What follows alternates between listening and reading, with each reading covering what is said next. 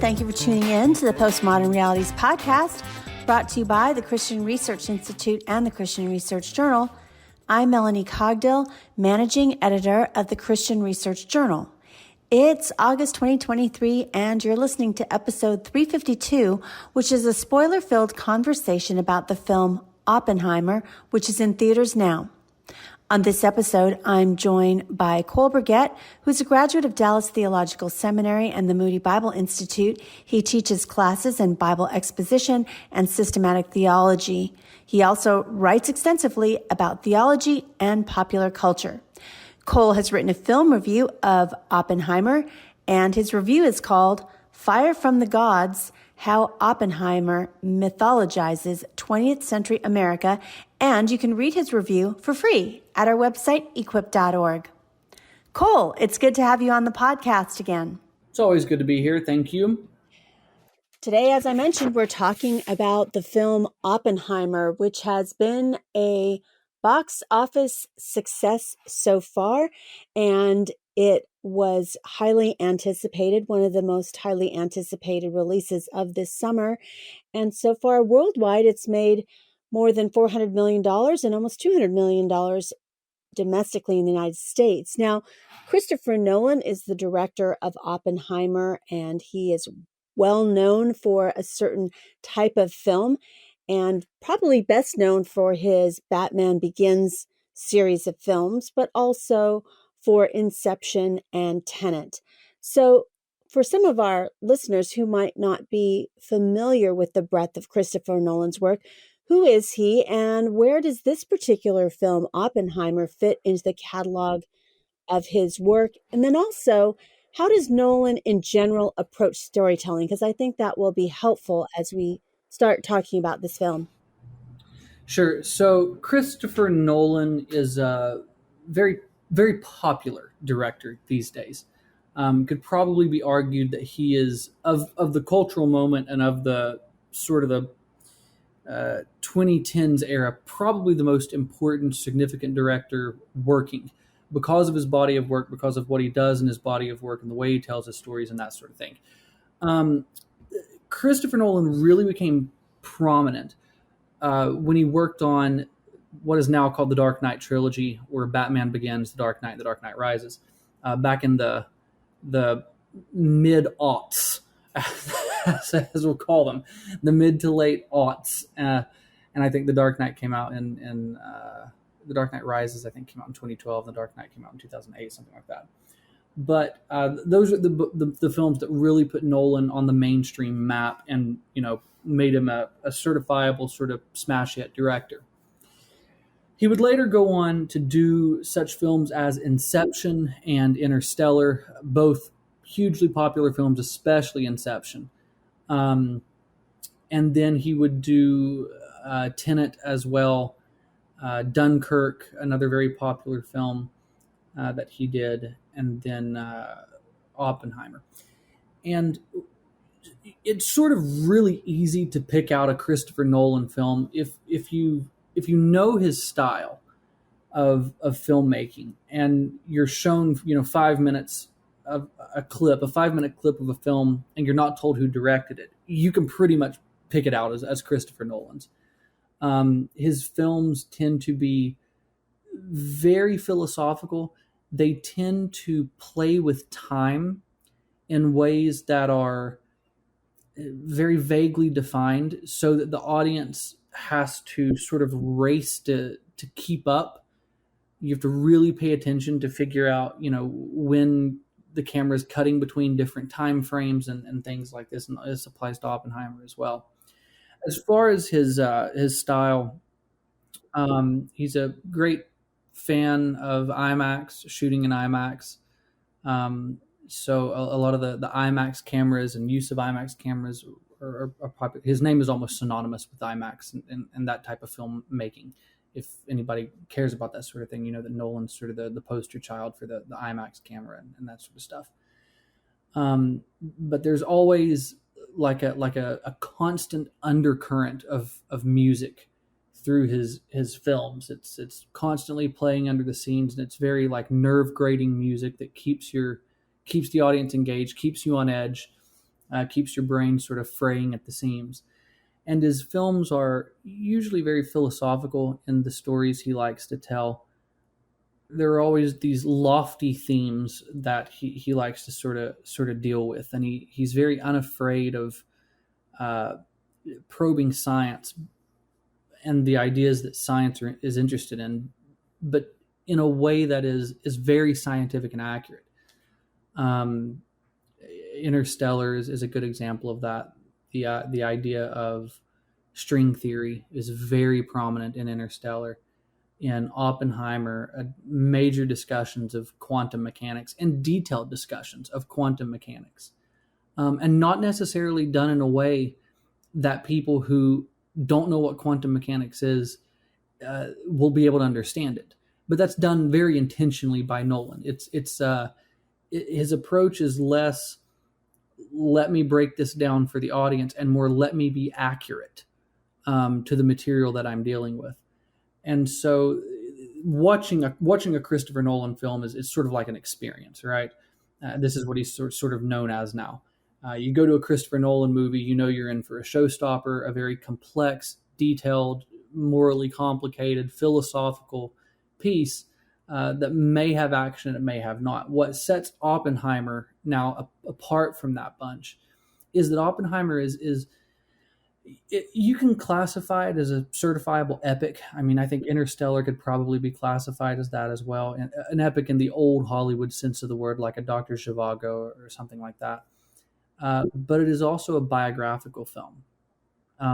It's a biographical film that's really sort of a loose adaptation of a book, which we can talk about later. But it's very different in terms of what Nolan has done before. It's a very different type of film. But I also think it's probably his best film. I think it's his most pretentious also in some ways. But it's certainly, I think, that the best film he's done. It seems to me that Nolan has certain kinds of films. They're not all similar, but some of his well-known works that are favorites, going all the way back to what he kind of burst on the scene with in terms of awareness, which was Memento. Yeah. Yes. And I'll just put this out there. My favorite Christopher Nolan film is a little film from 2002 called Insomnia with Al Pacino and Robin Williams. That was a good film. Yeah, that's my favorite film he's done. Anyway, sorry, continue. I was going to say, I saw a list of good and bad films, and I think, or, ranking of Nolan's. I think they put that film as his worst one. But I find that some of the way he tells his stories is, and maybe because he looks at time, is he tries not to be linear, and sometimes he does it in a disorienting way. So I think that was new for Memento. I think it took a while for audiences to realize, oh, this is not a linear story told in the way we normally see a movie. It's something different. Yeah, and you see that way of doing the stories sort of goes throughout his work. It reached its zenith in Tenet, which was just a mind-warping time travel film, but which I was kind of disappointed in because I'm a huge time travel nerd. I think it's extremely hard to tell a time travel story well. I almost sort of think it's like the holy grail of like sci-fi. If you can tell a good time travel story that is scientifically accurate, and because of that, Tenet was kind of boring, I thought, because I all the twists were very obvious to me, which I guess it's just knowing the genre. But Inception is another good example of the way that he plays with time, where every time you go deeper in a dream, time works differently in each level, including reality. So he's always working this into his movies in some way, shape, form, or fashion. But like you said, if you don't know Nolan's body of work, if you don't know that's something he's doing, it can be extremely jarring. Was it Dunkirk that there were 3 timelines that the movie followed, but like never did the movie tell you, okay, now you're in this timeline. It would just cut, and you had to like piece together, this is happening before this and this is happening after this. I'm not sure, but I want to ask you about the actual subject matter of the film Oppenheimer, because it's interesting to me. Christopher Nolan, of all of his films, he's done a lot of sci-fi and nerd type films with Batman and so forth, but the two films that he's done that are in the historical drama kind of category are both taking place in World War II. Dunkirk, which you just mentioned, which was a 2017 film he did. And then this one, Oppenheimer, I think it brings back, especially for younger audiences, they may have no idea what the context of this film is about. So what is it? Yeah, so Oppenheimer, just being a really a biographical film, is sort of a dramatization of the life of J. Robert Oppenheimer, the guy who's considered the father of the atomic bomb. The film primarily pulls from a book called American Prometheus, but it sort of has chosen to kind of mythologize the 20th century setting in which the story unfolds, with this character of Robert Oppenheimer at the center of the narrative. And I think the film is Nolan's way of exploring different political ideas that were prominent in the 20th century, and the way that they sort of are the let's say the echo of those are still heard or felt today. But the film is really just again, it's a biographical film, and it's always sort of tough to give a summary of a biographical film, because it's just the life of a person, from the time Oppenheimer is a young man, first getting into quantum physics, first getting into his field of study, up through the real core meat of the movie is the development of the first atomic bomb, the first of the nuclear weapons, how that comes about, and then seeing the toll that really just a prodigious intellect, the toll that his genius takes on him. And then, of course, sort of his legacy is overshadowed by the Red Scare in America, where Nolan very clearly positions Oppenheimer as sort of a victim of that, through the security hearings and Oppenheimer's early affiliations with the Communist Party, things like that. So the film, again, it's really tough to just say, well, here's what the film is about. It's the life of J. Robert Oppenheimer, and that's why the film is called what it is. But the real crux of the film is the development of the first nuclear weapon. I think some of our listeners and subscribers missed our big announcement back in June that the Christian Research Journal is ceasing its print edition of the magazine that we've had for more than 45 years. And now we're going from your mailbox to your favorite digital device and your email inbox, and going all digital, but no subscription is required anymore. All of our articles and content from the Christian Research Journal, which becomes a digital magazine, is available to everyone worldwide for free. But you might not want to miss out on our very last collector's edition double issue. That's a special theme, and it's going to be the last print issue of the journal. So if you would like to receive that, maybe you've never subscribed before. Now, if you're a subscriber, you're going to receive this issue. If you've never subscribed to our print edition before, you won't want to miss this, because this, as I said, is going to be a special collector's edition. Now, how do you get this issue? You go on over to equip.org, you click on journal, then you will go and you are going to click on support, and then you will hit the landing page to get a copy with your partnering donation for the Christian Research Journal. So we hope that you will get this special issue. It's the very last one that will ever be in print after many decades of being a print magazine, and we are not going anywhere. We are going to continue to be the Christian Research Journal, available to you. All of your favorite kinds of articles will still continue, but now in an exclusively digital format on our website and not under a paywall. Now, a lot of magazines and newspapers have gone to an all-digital format, but they have a paywall. You won't find that with the Christian Research Journal, so please do share our content widely. Let people know about your favorite articles, your favorite interviews with your authors on the Postmodern Realities podcast. Please keep telling people about the podcast. And again, if you've been subscribing faithfully for many years, thank you so much.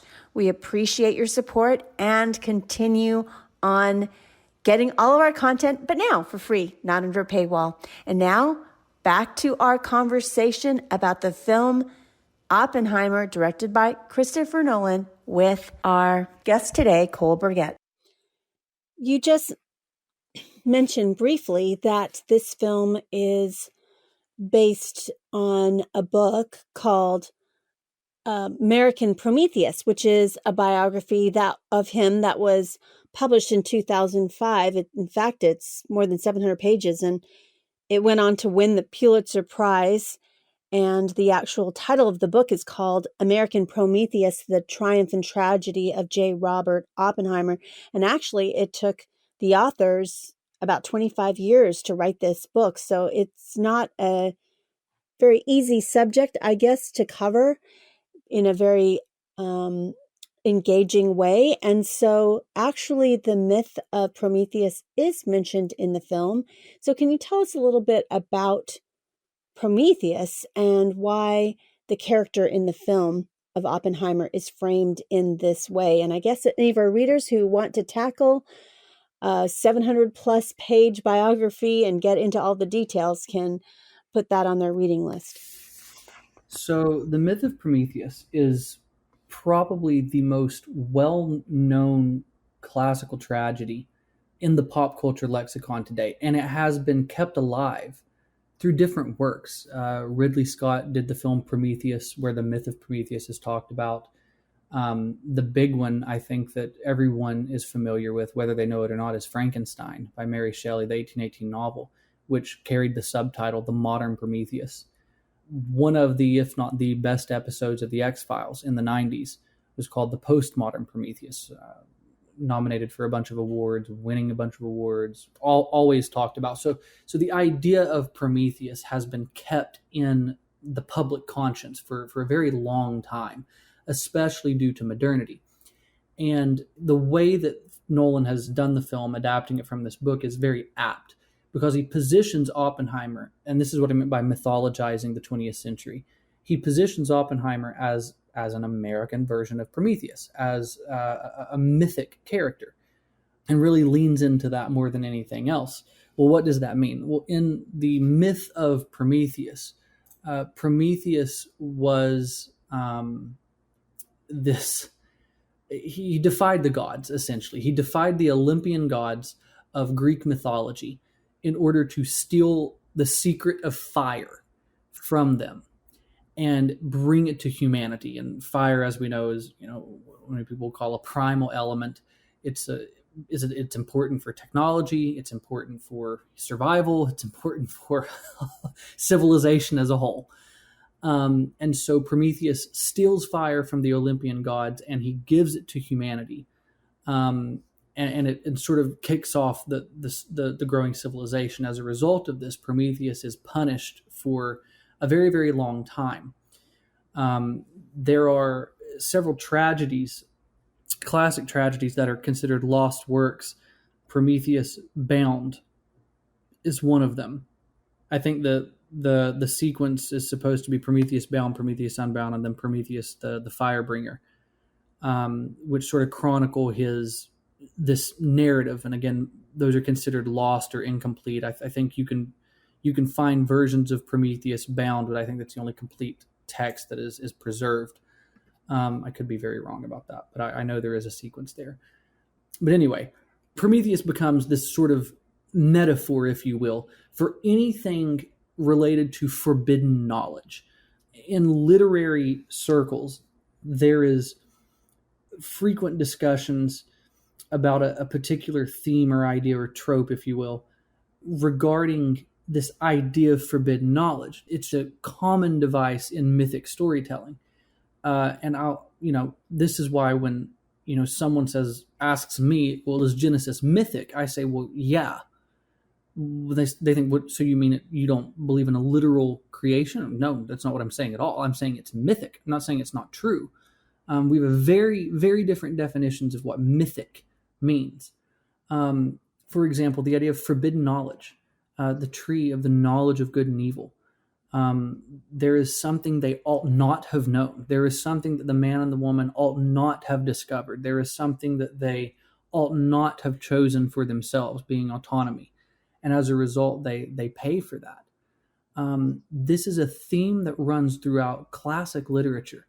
The best class I have ever taken, and ended up teaching for, I ended up working for the teacher who taught it and have taught units of this course, is called Forbidden Knowledge in the Monstrous Novel. And I sat through it at a Christian institution. It was sort of life-changing in a lot of ways.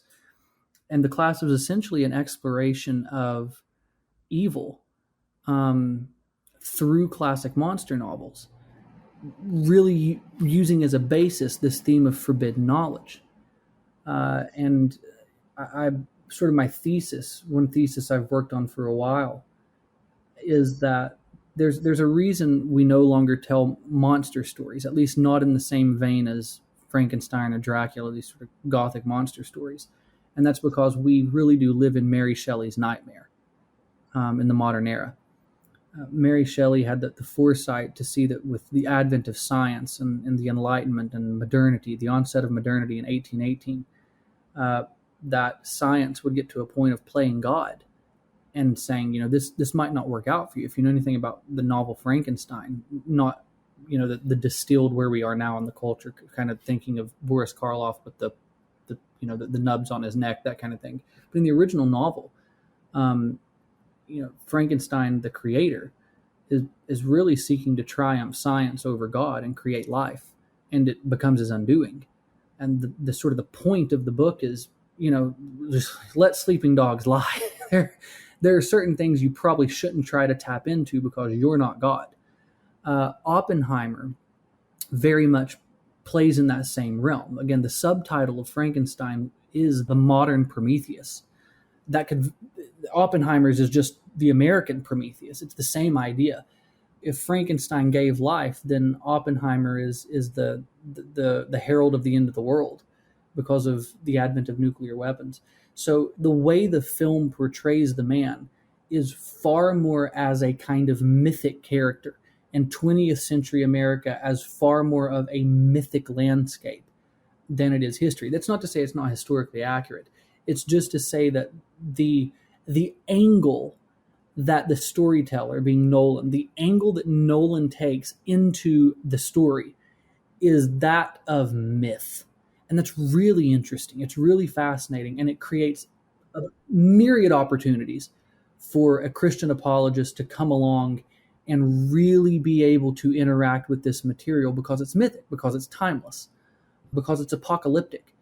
There's certainly room for a Christian apologist to come in and bring a really interesting angle to this conversation. This is interesting. Yesterday, I was at the grocery store and they are trying to do little chit chats. So the kid that was working there, probably a college student, asked me what I did for a living. And I mentioned what I do in the podcast, but I also mentioned that we cover pop culture things and said we were going to do something on Oppenheimer. And he literally said, as someone who I think was not a religious person, well, why in the world would a Christian even watch a movie like that? I mean, why would you care about it? He actually said that to me as someone who's a non-Christian. That is interesting. It was very interesting. I mean, there are people in line after me, so I didn't have time to say, but I did say because there are themes that are in popular culture televisions and television shows, series, and movies that I think cover issues that we could, as someone who's religious, talk to someone who's not religious about. And we kind of ended there. But he specifically asked me that question. So I think a lot of Christians would think, well, why are you watching these movies? And yet here was a Gen Z person asking me, well, why in the world would you watch this? So why should Christians care about this particular version of the story? And first of all, I think a lot of people watching it want to know, well, is this historically accurate? I mean, when I saw Dunkirk, I didn't know very much. I'm not a World War II buff. And so I had a hard time understanding what was going on, what was the significance of it. And so, how should people approach if they don't really know, especially the younger generation? I mean, they aren't that familiar with World War II. I mean, they know some big things about it, like the concentration camps and Hitler and so forth, but some of these other things, they just don't have that much information. So they want to know, well, is what I'm watching true? Did that happen? Just to riff on this for just a second, when Interstellar came out, which is another Christopher Nolan film, and there is a point to what I'm saying here. When Interstellar came out, after it came out on DVD, my father, who's sort of still there in the backwoods of West Virginia, where I grew up, they had gotten a Blu-ray player, and they were very excited about this. I know, but I got them Interstellar, and it was sort of an experiment on my part because I know that they're never going to be able to watch this film because they just don't. It's just not how their minds work, and so they started watching it, and they got about 20 minutes into it, and they were like, "We don't get it. Like, this is dumb to us. Like, this is such a dumb film." And I'm thinking, it's so funny to me that here are these very committed fundamentalist Christians. And again, I consider myself a happy fundamentalist. But here are these very committed fundamentalist Christians who are watching what pretty much anybody would consider to be perhaps one of the more intelligent, blockbusters ever made. And they're like, this is dumb. And I always thought, man, if you can't sell it to these people, who can you sell it to? But so it's given me a lot of thought about Nolan's stuff over time, and if it's even worth, bothering with. But at the end of the day, I do think watching a Christopher Nolan film as a Christian is a safe bet because there is a lot of interesting philosophy in there. But they're also fairly clean films. One of the you mentioned earlier, what sets Oppenheimer apart? Well, for one thing, it's the dirtiest film I think that Nolan has made. There was a lot of debate, like, this is going to be an R-rated film. Yeah. So I kind of knew going in there was, it said there's some skin in this one. That's sort of uncharacteristic of Nolan as a filmmaker. But considering the subject matter and the seriousness of this stuff, I mean, it's sort of done in a way that it's understandable, I think. But this is absolutely not a film for children. Anyway, as far as the historical accuracy, it's not historically inaccurate. I'll say it that way. But I think it would sort of be a mistake to suggest that this is a film that prioritizes historical accuracy over the mythic storytelling, because I don't think it is. I think Nolan's interest here is in painting a particular portrait of the man as a very conflicted character. I think for example, this is a very self-serious movie, which is like a trademark of Christopher Nolan, and the characters are very self-serious. Something tells me that all of these characters that we see in this film were not as self-serious in actuality. So if the solution is, the idea is to say, well, it's a historically accurate film, I don't think that's what Nolan prioritizes, but I don't think he intentionally goes out of his way to be historically inaccurate. I just think trying to go to this and watching it as a kind of documentary is very much the wrong approach, and will leave the viewer sort of kind of questioning what's the point? I don't get it. He does weird things with music, and it's just odd. And there are all of these, very strange moments where it's like the camera will just cut, and it's almost like a jump scare, where you're sort of being taken inside of Oppenheimer's mind, and he's putting things together and seeing the potential of the end of the world and what an explosion looks like, and it's very, very jarring. Anyway, why should Christians care about Christopher Nolan's version of this story or this particular angle? Again, because it is very mythic. Nolan is one of the few mainstream directors working today who really invites discussion. I think he makes these films in a way that someone like a Christian can approach the material with complex questions, not basic questions like what is quantum physics, even though that's a very valid question to ask after watching this film, and it's one I think Christians should ask. I mean, how many times have I said on this podcast, I think Christians neglect quantum physics to their detriment, and this film really gets into that. But complex questions about the end of the world. I mean, this is Nolan's apocalypse. Eschatology is a question that Christians should talk more about eschatology after watching Oppenheimer. This film puts a very serious apocalyptic vision, and not just a vision, but a potentiality, a possibility in front of audience members. And it doesn't really end on, let's say, a happy note. I mean, Nolan's other films have sort of ended very hopefully. This film, literally ends with Robert Oppenheimer entertaining the possibility that he has destroyed the world. It's CGI, obviously, but I mean, it's literally the Earth going up in a fireball at the end of the movie because of these nuclear weapons. And that's also what I mean when I say this is a very lofty film and sort of pretentious in some ways. But the idea is the Christian can absolutely find inroads into talking with other people about this film. And the fact that the film is successful shows you two things. One, it shows you that there actually is a mainstream director in Hollywood who sort of has an auteur style, to even use that word, who really is interested in these ideas of eschatology and things like that.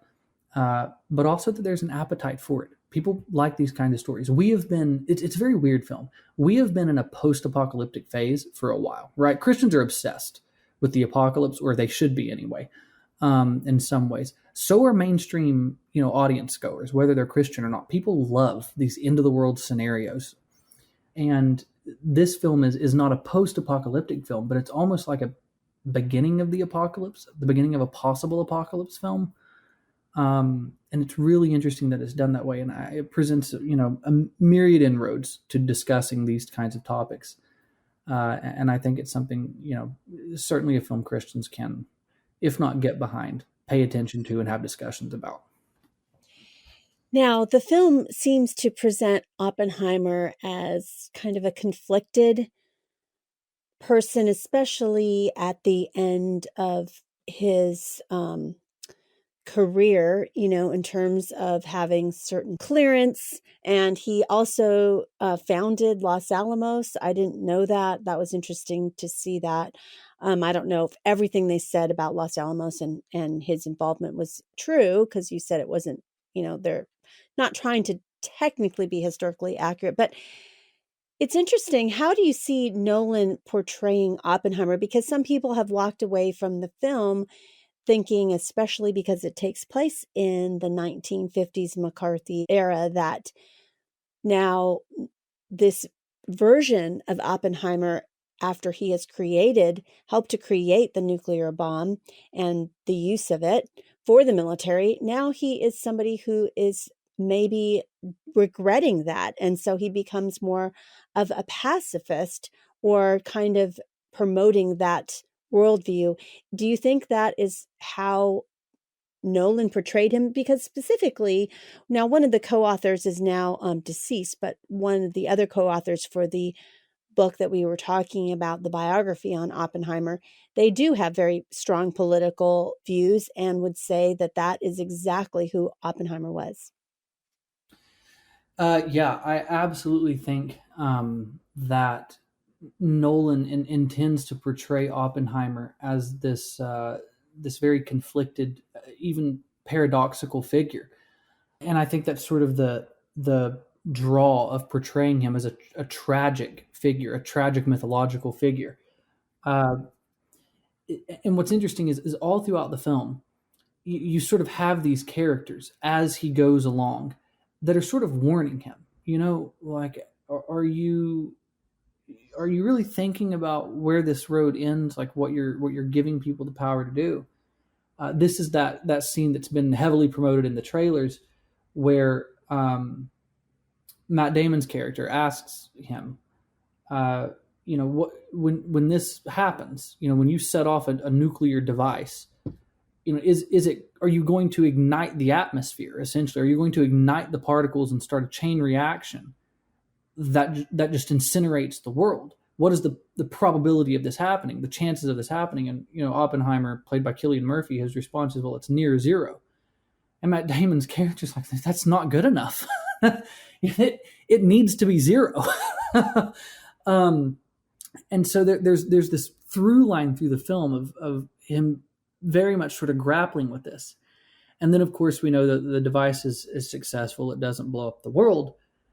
But what he has now done is given people nuclear capabilities. And he's him sort of living to regret that. Just as Prometheus stole this sort of secret knowledge from the gods and brought it to humanity, living to regret it, living the rest of his life to regret it. That's very much how Oppenheimer is portrayed here, as someone who sort of lives the rest of his life, in a sense, regretting what he's done. There's that wonderful, wonderful scene between him and Emily Blunt, who plays his wife in this film, where afterwards he's very distraught at what he has created and sort of recedes him to himself and sort of takes it out on his family in a sense. And she has that great moment with him where she confronts him and she says, you don't get to do this. You don't get to be selfish all the time. You don't get to be the guy who has to be the man to build this device and then get to turn around and be the guy who carries the weight of the world on his shoulders because of what he's done. That's not fair to the world, and it's not going to happen with us. It's a great, great scene. You wonder if it's apocryphal. Did she ever actually say that to the man? Who knows? But in the movie, it's a great, layered, complex, very, very good scene, well acted, and the dialogue is so sharp there. But all that to say, Oppenheimer is portrayed as somewhat paradoxical, very conflicted, and it's very interesting to me that Nolan almost portrays the character as someone who is cursed with intellect. And I've met. Here's how I'll say this: I have met maybe 2 to 3 people in my life, in various capacities, that are certifiable geniuses. IQ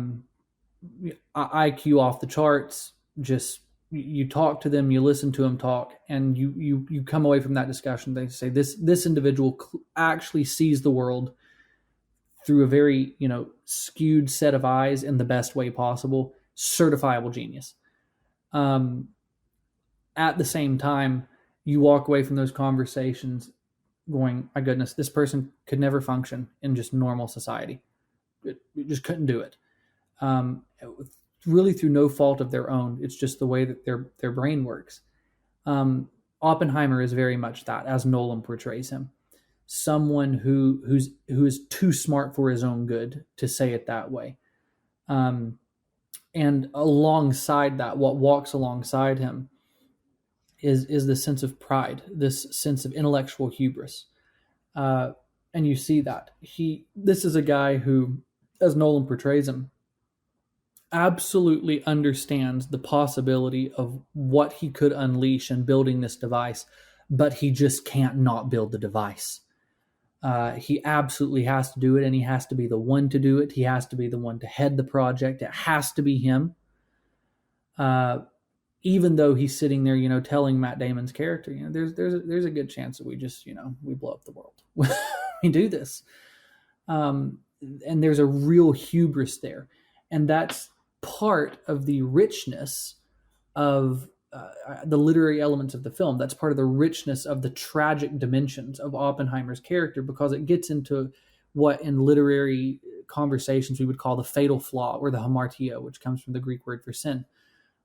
This sort of constant flaw that follows a character through their life, through their development, that ultimately becomes their own doing. Um, Oedipus Rex is a great example of that. Oedipus's confidence in his ability to reason. He misses the most fundamental and sort of obvious things um, that ultimately lead him to the worst discovery that he's missed of his entire life, and yet he's so confident in his intelligence that it's not an issue. A more popular example that may sort of help listeners see this is the character of Anakin Skywalker in the prequels.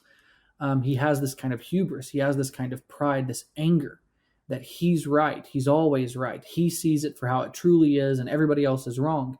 And it's that particular facet of his personality that Palpatine manipulates across the first three films that ultimately leads to Anakin sort of willingly becoming Vader without even realizing that he's walked himself into this because of his hubris. Achilles is another great example. Achilles has a heel, but Achilles also has great hubris, and it's actually his hubris that becomes his undoing. Oppenheimer stands in that tradition of storytelling, and at least in Nolan's hands, the character of Robert Oppenheimer stands in that tradition of tragic heroes. He is Victor Frankenstein, just in 20th century America, not Mary Shelley's 1818 version of the world in that story.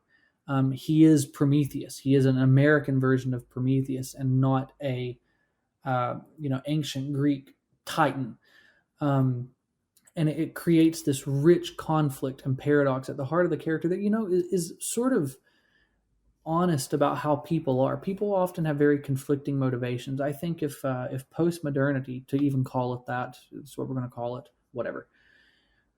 If there's one thing postmodernity has sort of shown us, it's that no one is unbiased, and those biases, or biases rather, all can stem from a plethora of emotions and stimuli.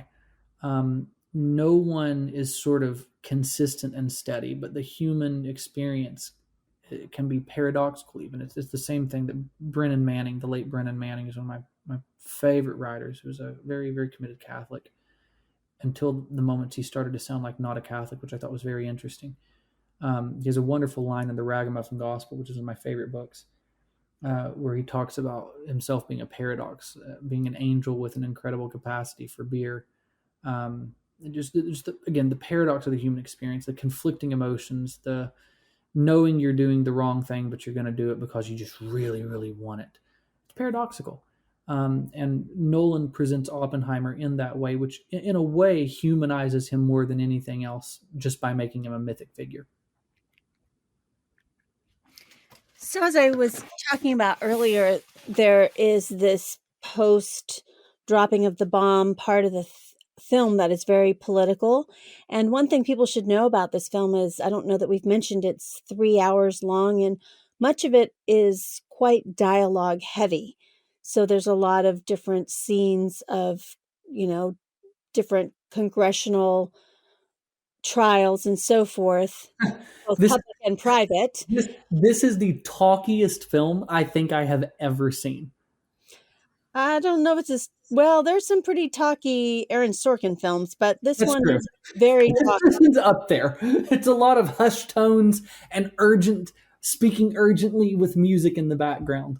It is interesting to see a lot of, how they can make classroom scenes at UC Berkeley exciting, because they're basically, talking about physics classes and so forth. But anyway, there is this political element to it. And, they are covering this portion of the latter part of his life, where he loses his security clearance, as I alluded to earlier, due to some backroom trials that he was in. But do you think that Christopher Nolan is making a political statement? Because I was saying earlier, it seems like the book itself, from which it was based, was trying to make a political statement, or maybe it wasn't. I haven't read the book, but at least the authors have been making, or the one living author has been making political statements about the film and Oppenheimer since its release. So does Nolan himself try to be particularly political, especially because of the time in which it was going on at that time after the war, especially in America? There was this big kind of fear of communism. And I'm not saying communism is a good thing, but there was that undercurrent. And Oppenheimer himself had been associated with communists and had, while he was not a member, the movie says he's not a member of the Communist Party, he was involved in that political scene in California. Yeah, so this is worth talking about. Um, Very early on in his life, Oppenheimer, when he was first, I think he was probably late 20s, early 30s around this time. He just was sort of affiliated, is how the film is going to suggest it, through connections, not necessarily because of his own politics, but just connected to the American Communist Party. I think his brother was a member, and among some other people, and through those connections, through his intellectual curiosity, he was sort of a classical liberal, is how we'll say that. And let me just say, is Nolan trying to make any political statements in this film? No, I think, well, let me rephrase that. I think Nolan is far more interested in mythologizing 20th century America with Oppenheimer as a Prometheus figure. He is far more interested in myth than he is getting into political territory. The politics of this film just happen to be the backdrop. And the way the politics are incorporated into the narrative is not in a way to make a political statement, but far more in a way to generate tension and narrative conflict. It's almost like window dressing to the mythology in a sense.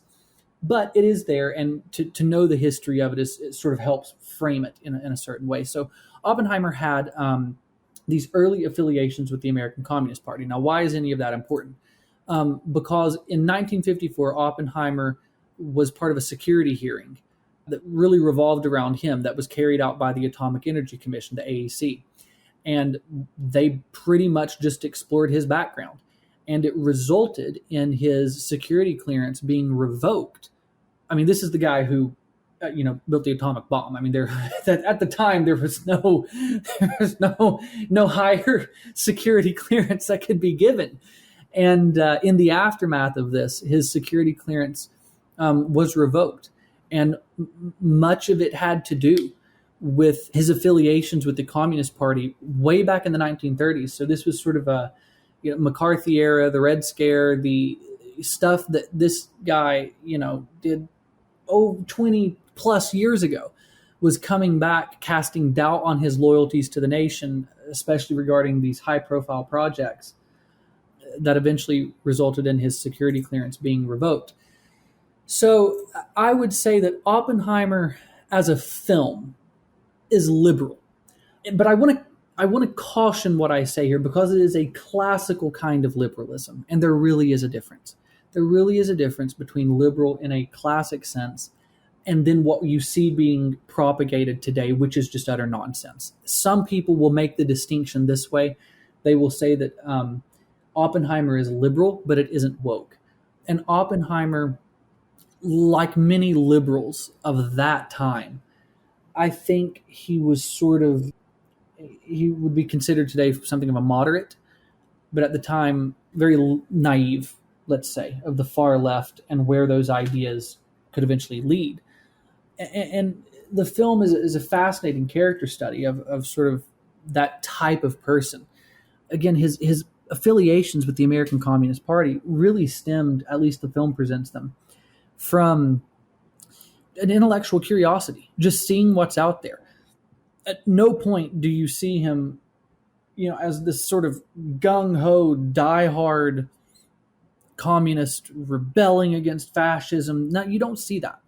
he's just sort of there. He's at these parties because he's invited, and he's sort of flirting with the ideas and considers them just like anybody else, and is sort of open about it and willing to talk through implications and things like that. And it's through the contrivances of Lewis Strauss, played by Robert Downey Jr. in the film, that sort of results in Oppenheimer being undone in the physics community and in his standing with the government much later on in his life.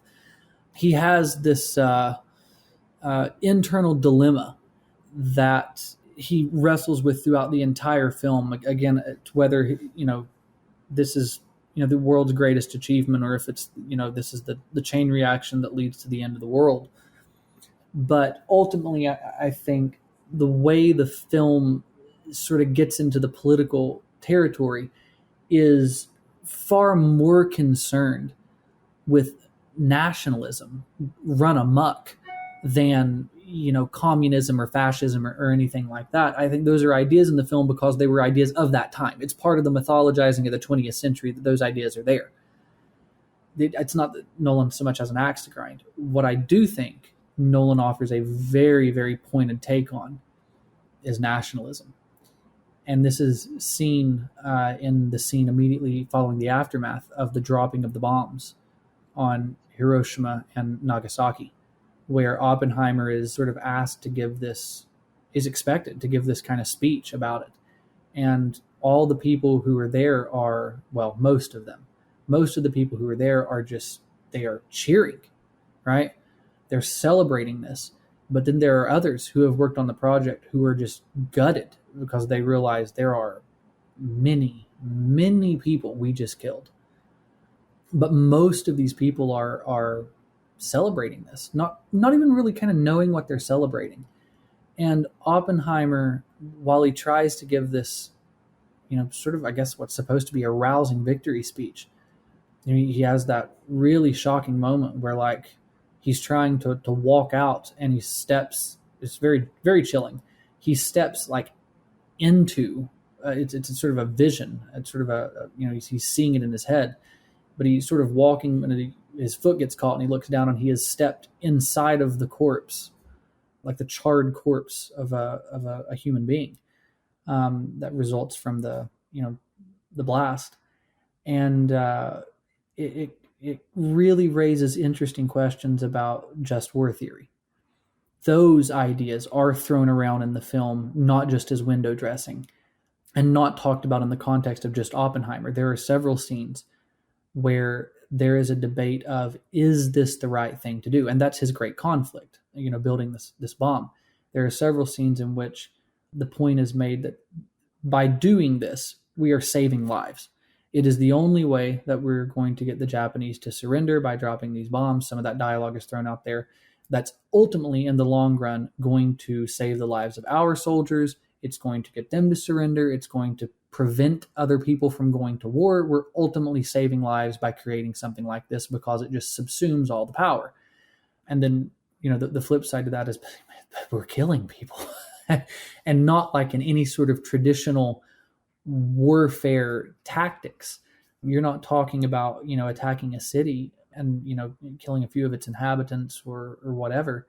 I mean, you're talking about wiping out, innocent combatants. And it gets into very murky territory.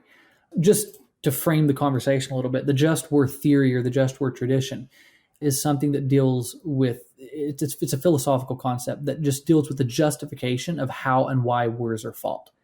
There's a really strong just war tradition in Christianity, especially. The church father Augustine is sort of credited with doing a ton of work on just war theory. I think we actually covered just war theory in some detail back when we covered, was it Andor? Yes, it was in the Star Wars series Andor, which is on Disney. Yeah. So I know we've talked about just war theory before, and Oppenheimer certainly gets into this. And Nolan, I think that the communism and the fascism and those ideas are sort of window dressing because he's mythologizing the 20th century. But he does give a very pointed critique, I think, of nationalism, of celebrating something just because your country did it and just because it's the country that you were born into and have citizenship in doesn't necessarily make it right.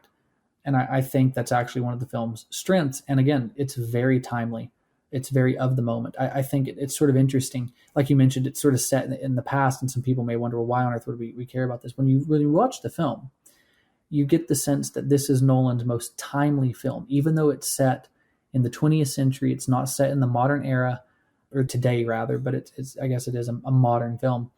But it's set in the 20th century. It deals with timeless themes. It deals with mythic themes. It's not really a now film, but because it deals with these mythic themes and presents these characters in this way, it very much feels like a movie of the moment. And I think it's a film that will be talked about for years to come, and rightly so. So it's certainly a film that Christians should pay attention to in that sense and be up on. You briefly mentioned earlier the film's apocalyptic vision, and apocalyptic not in terms of a biblical one, but more of a secular one.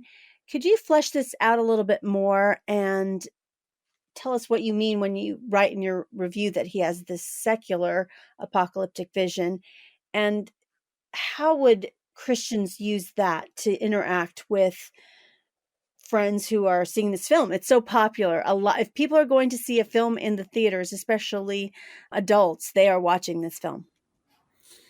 So let's talk a little bit about the apocalyptic genre then. Now this may be sort of odd to people because when we say the word apocalyptic, we conjure, images of the end of the world in our head. And that's very valid, fair. But apocalyptic literature, when you hear this talked about in like theological or hermeneutical circles, right? Apocalyptic literature is a genre of prophetic writings that developed primarily among Jewish writers, among Israelites during the post-exilic period. And what this is the whole idea of the day of the Lord in the Old Testament that's picked up on in the New Testament and is sort of brought to fruition in the book of Revelation.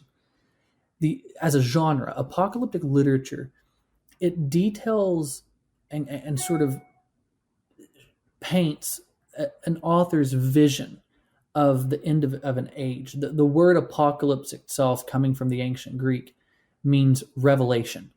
So, the book of Revelation, not Revelations. There's only one revelation given to John. People say Revelations all the time. There's not multiple ones. There's one.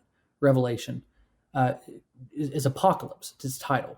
And it just literally means this sort of unveiling or a peeling back of the curtain. Like in The Wizard of Oz, you pull the curtain back and you see what you haven't seen before. It's a revealing or an unfolding of things that were not previously known. That's the idea of what a revelation is. And these apocalyptic writings became very popular in the post-exilic period, the day of the Lord, that thing that sort of reaches its fulfillment in Revelation.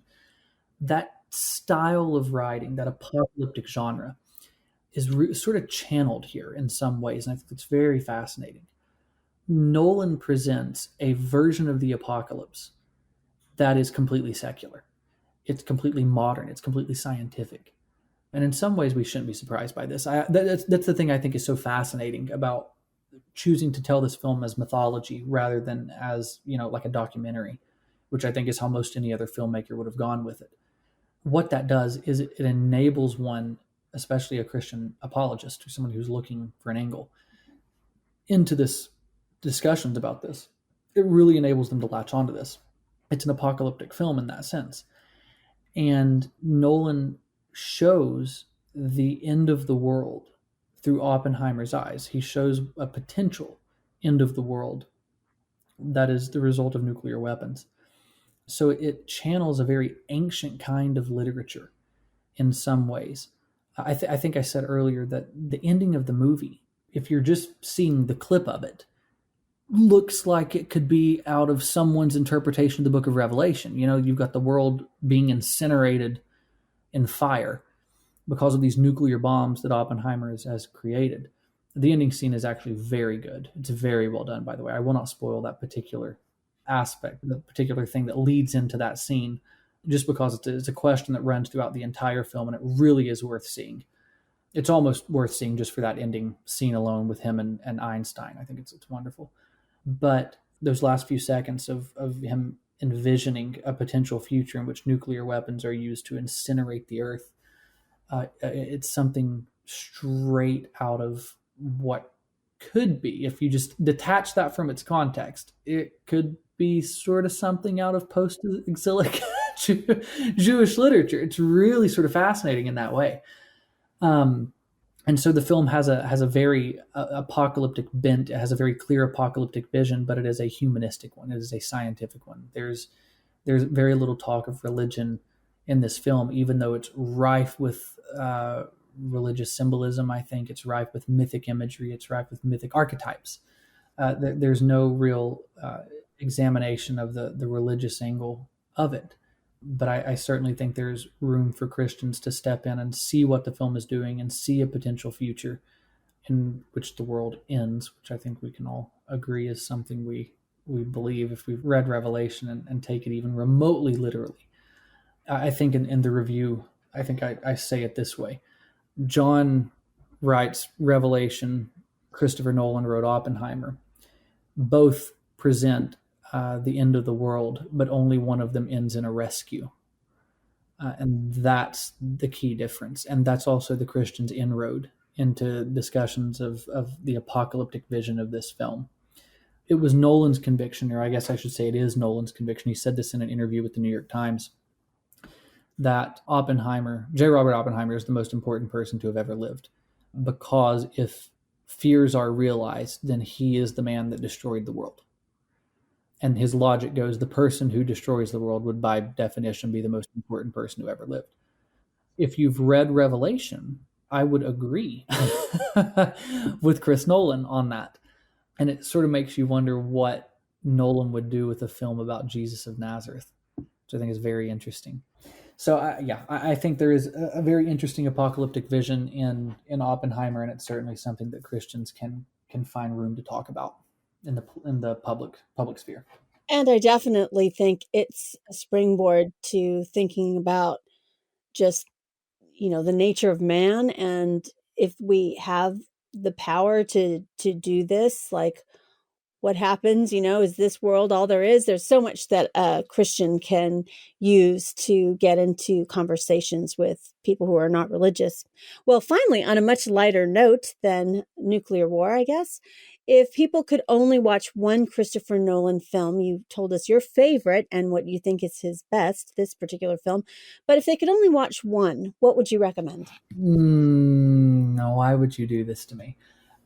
My favorite is Insomnia. It's his own. I think it's his only other rated R. Maybe Memento's rated R, but I know it's one of his other rated R films. I believe Memento is rated R. Yeah, so Memento is rated R. Insomnia is rated R. Insomnia is my personal favorite. I would say Oppenheimer. I do think it is Nolan's best film. I was talking with someone after seeing it. It's not so much a film as it is an impression of a film, because of the way it plays with time and the 3-hour runtime. It really doesn't follow, in a sense, a traditional plot structure as we would think of it. It follows much more of like a classic tragedy structure than anything. But I do think it is his best film, and only someone like Chris Nolan could make this film the way he has made it and it be successful. I think if anyone else touched this film, it would be looked at as some kind of weird art house, sort of relegated to the sidelines film. But because it's Nolan who made it, it's a popular film. It's going to be a popular film. It is very well made, and it is very well acted, and it is very important, I think. So in that respect, I would say Oppenheimer's the Nolan film to see. Well, thanks, Cole, for being a guest on the Postmodern Realities podcast. Always a pleasure. Thank you. You've been listening to episode 352 of the Postmodern Realities podcast. Today's guest was Cole Brigette, who has written a review for us about the film Oppenheimer in theaters now. Cole's film review is called Fire from the Gods, How Oppenheimer Mythologizes 20th Century America, and you can read his article for free at our website, equip.org. Stay connected with the Christian Research Institute and all the new content we have coming your way. The best way to do that is to head on over to our website, equip.org. There you will find thousands of free resources right at your fingertips, from articles to video to audio, and it's all for free. You'll find our podcasts hosted there, as well as the Bible Answer Man broadcast, which is hosted by CRI President Hank Hanegraaff and streams live every Monday through Friday at 6 p.m. Eastern. In addition, you don't want to miss out on subscribing to Hank Unplugged, which is the podcast of Hank Hanegraaff. And in that podcast, he has really in-depth, free-flowing, essential Christian conversations with some of the most interesting, informative, and inspirational people. And in addition, he has a new series on his podcast feed called Hank Unplugged Shorts, which Hank goes into the headlines in the mainstream media and refutes a lot of those cultural issues that we have in these short podcast episodes. And there's quite a few of them. You don't want to miss out on them. Now, if you want to find some of this at other places where it's all in one place, really subscribe to our YouTube channel. It's a great way to get all of our content there, our podcasts there, and different individual questions theologically that people have that Hank answers at our YouTube channel. Now, you might be thinking to yourself, I don't know how to subscribe to YouTube. I don't have a YouTube account. Well, actually, you might just have a YouTube account. If you have a Gmail address, you have a YouTube account. Just log into YouTube with your Gmail address and search for Bible Answer Man channel, and please become one of our subscribers. In addition, if you see that bell icon right there on our front page, please click that, and every time that we have new content, you will receive a notification that new content is up on our channel for you to be able to consume. So thank you so much for the ways in which you partner with the Christian Research Institute. We are grateful for you listening and reading and watching.